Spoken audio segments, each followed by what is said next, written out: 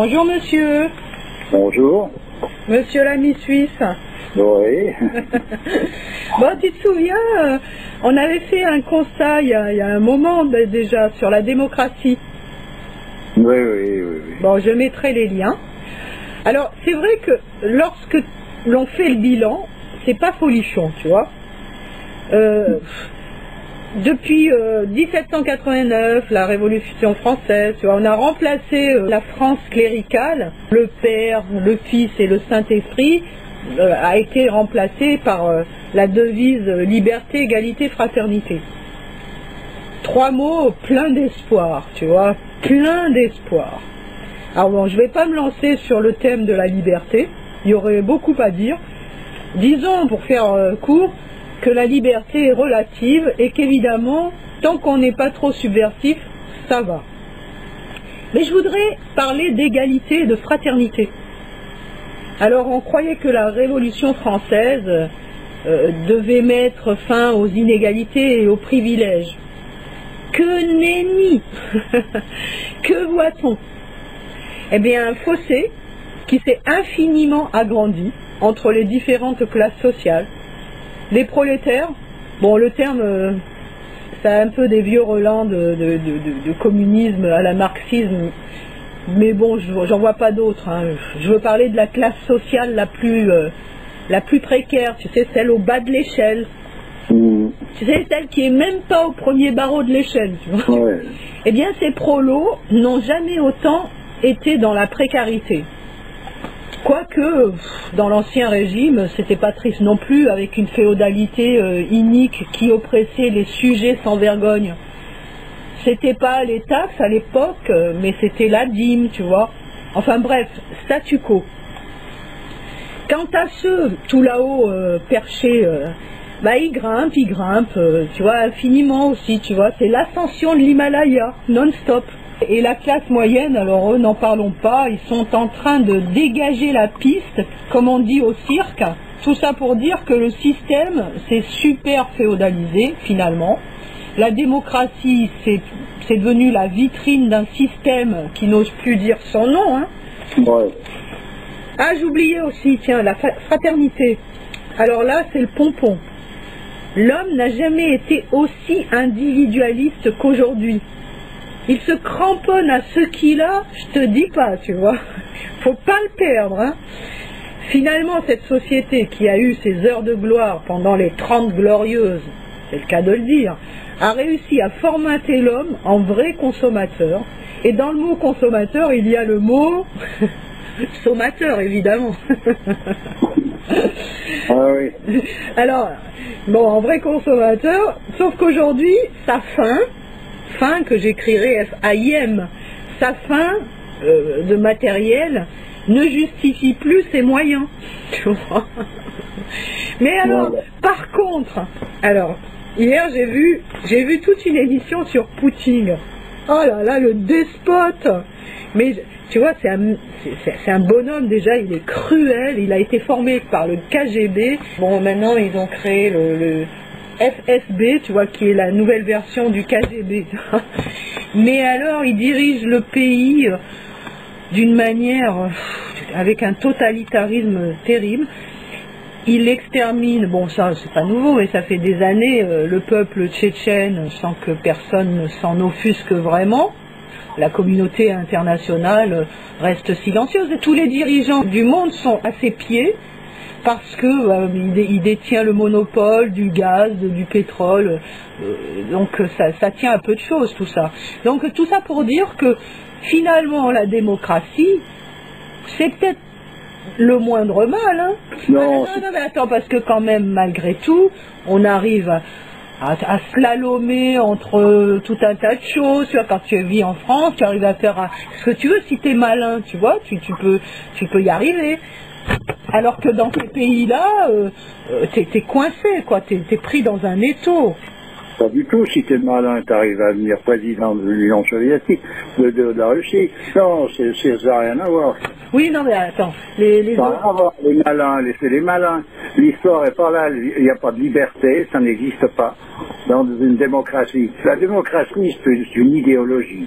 On pourrait, en tant qu'idéologie, on peut échafauder une multitude de choses. Dans la pratique, c'est absolument impossible. Sauf dans des petites collectivités, ça dure ce que ça dure. Ça ne peut pas aller sur la durée. C'est pas comme ça qu'on doit s'y prendre si on veut envisager une harmonie entre l'humanité et puis d'ailleurs le restant même de la nature. C'est pas comme ça que ça marche. Ce qui veut dire que cette oligarchie qui s'est instaurée dans quel coin là, elle est la suite normale, inclue dans la démocratie. Oui. On ne peut pas voir autre chose. Dans cette émission là, que j'ai vue hier, l'oligarchie en Russie, c'est la vie de château, hein. Bon, faut aimer, hein. Mais par contre, ils ne doivent absolument pas s'occuper de politique. S'ils s'occupent un tant soit peu de politique, ils sont lynchés. Donc là, il y a une journaliste aussi qui s'est occupée à un moment donné de la cause tchétchène, elle a été assassinée, tu vois. Donc c'est vraiment des méthodes expéditives, comme on en voit rarement quand même dans les démocraties telles que celles en France quand même. Oui, mais parce que c'est provisoire. Disons qu'ici, il peut très bien arriver exactement le même plan. C'est pas quelque chose qui en soi est exceptionnel. On aboutit inévitablement à cette destruction systématique de l'ensemble de tout. Tout simplement parce qu'on s'occupe d'un aspect des choses. Tout le monde va s'occuper d'un aspect. C'est-à-dire que, par exemple, pour l'homme, il va s'occuper de son corps, de son mental, et puis voilà. Bon. Et pour que son corps soit sain, qu'il soit en bonne santé, que son mental soit équilibré, bref. Simplement, c'est comme toujours, si on s'occupe de la cage, l'oiseau, lui, il n'est pas heureux dedans. Tu comprends? Il faut s'occuper de l'oiseau qui est à l'intérieur de la cage, si on veut qu'il soit content. Et là, il n'y a plus rien. Et tout est fait pour détruire systématiquement tout ce qui pourrait toucher à l'aspect essentiel. Il n'y a qu'à voir ce qui se produit au niveau des religions. Quand on parle de démocratie, de liberté, j'ai déjà expliqué à plusieurs reprises, j'ai dit quelque chose, c'était qu'il faut se cacher plus pour prier que pour pisser. Oui, mais attends, excuse-moi, à ce moment-là, on se cache et puis on vit son truc. On n'est pas obligé aussi d'aller faire de l'ostentation et d'aller montrer à tout le monde qu'on est religieux. Oui, c'est une anomalie, donc on vit dans une anomalie. Donc c'est comme si c'était jeté à l'eau, donc on nage, et puis voilà, on s'occupe de son truc. D'accord, mais simplement, c'est pas notre élément. Donc l'homme vit dans un élément qui n'est pas le sien, qui est un bouillon de culture, qui l'amène inévitablement à une destruction. C'est tout, c'est pas compliqué. Mais il faut regarder ça par un bout. Si on regarde ça sentimentalement, comme toujours, oui, c'est pas mal, parce qu'on ressent, on sent. Qu'est-ce que tu veux qu'on aille où avec ça? On va nulle part, c'est comme avec l'histoire du destin, on en a parlé là. Si on mêle une logique avec un peu de sentimentalisme, les choses les plus claires deviennent incompréhensibles. C'est normal. Pour en revenir à la tradition de l'Inde qui a mis l'accent sur les cas, elles existent partout, mais eux ils ont mis l'accent là-dessus.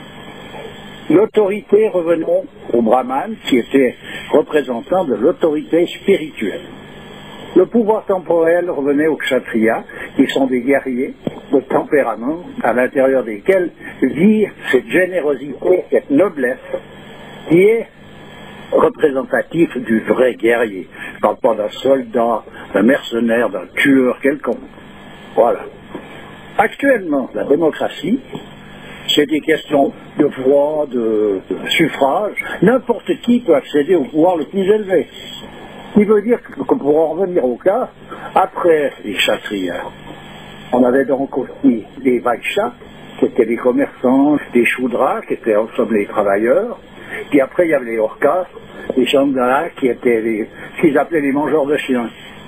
Mais actuellement, un mangeur de chiens devient président d'un pays. Il a ni les capacités, il n'a rien pour ça. Il n'a rien, sauf qu'il est là, il va jouer son rôle, c'est là où le destin de nouveau rentre en ligne de compte. Il est là pour accomplir, sous la forme qui lui a été donnée, la subversion totale, c'est-à-dire la disparition même de ce pays et de cet ensemble, de cette collectivité. Voilà pourquoi il est là. Donc il a la place, il a l'accès puisqu'on est en démocratie. Actuellement, on me dira, mais qui c'est qui peut juger ça? Bien sûr, On est en démocratie, il n'y a plus de jugement possible, il n'y a plus de référence possible, il n'y a plus rien. La référence dans le monde moderne, c'est quoi? Quelqu'un qui a gagné de l'argent, il est considéré. Qu'il l'ait gagné n'importe comment, ça n'a pas d'importance. Oui, qu'il l'ait gagné. Il n'est pas en tôle, puis il est millionnaire. Bon, voilà, hein. Non mais j'entends, faut arrêter. On est dans un délire complet. C'est tout. Alors qu'on parle de démocratie, qu'on parle de régime totalitaire, c'est tout du test. C'est la suite logique des choses. Un régime autoritariste comme ça, c'est le pas d'après? C'est même pas le pas d'après, c'est une des formes, la démocratie. La preuve en est, un bonhomme comme celui qui est président actuel de la Russie, il a pu accéder là, alors que dans une société normalement constituée, son rôle n'était, en tout cas pas nécessairement, d'être chef d'État. Il n'y a que dans la démocratie qui peut en arriver là. Ou alors c'est des mouvements, une prise de pouvoir. Mais même cette prise de pouvoir, elle ne vient pas à l'esprit d'un personnage quand il vit sur un plan traditionnel. Pourquoi? Parce qu'il sait lui-même que ça ne lui sert à rien de prendre ce pouvoir. Il ne pourra pas maintenir l'équilibre qui est nécessaire. Il le sait, quand il y a un moindre de petites parcelles d'intelligence, il ne se mêle pas de faire des choses qui n'ont pas les capacités. Et bien là, c'est plus un souci. La capacité, elle est inversée. Donc c'est pas un problème. N'importe qui, le plus terrible, le plus sanguinaire, le plus puant des personnages, peut devenir le président du Nouvel Ordre mondial. C'est pas un souci. D'ailleurs, déjà pour chercher le pouvoir, pour chercher à être chef d'État, le fait de chercher et de faire des pieds et des mains pour y arriver, c'est déjà un signe. Un roi dans le sens traditionnel, il est roi parce qu'il est obligé, c'est pas une place que tout le monde envie dans des conditions normales. Celui qui est le chef, il a beaucoup plus de devoirs que celui qui est en dessous. Puisque c'est le meilleur, c'est lui qui doit montrer l'exemple de tout, il ne peut pas se louper. Et c'est comme ça que ça marche dans un cadre traditionnel. Là, c'est exactement renversé. Donc c'est inutile d'essayer de patauger là-dedans. Circuler, il n'y a rien à voir. Mais alors rien, c'est rien. Et quand tu parles de la Révolution française, et qu'on a trotté au nom du Père, du Fils et du Saint-Esprit contre liberté, égalité, fraternité, mais on n'a rien troqué du tout. Parce qu'il avait fallu donc perdre la notion de ce que représentait le Père, le Fils et le Saint-Esprit. En même temps, on perd inévitablement la notion de ce qu'est liberté, égalité, fraternité.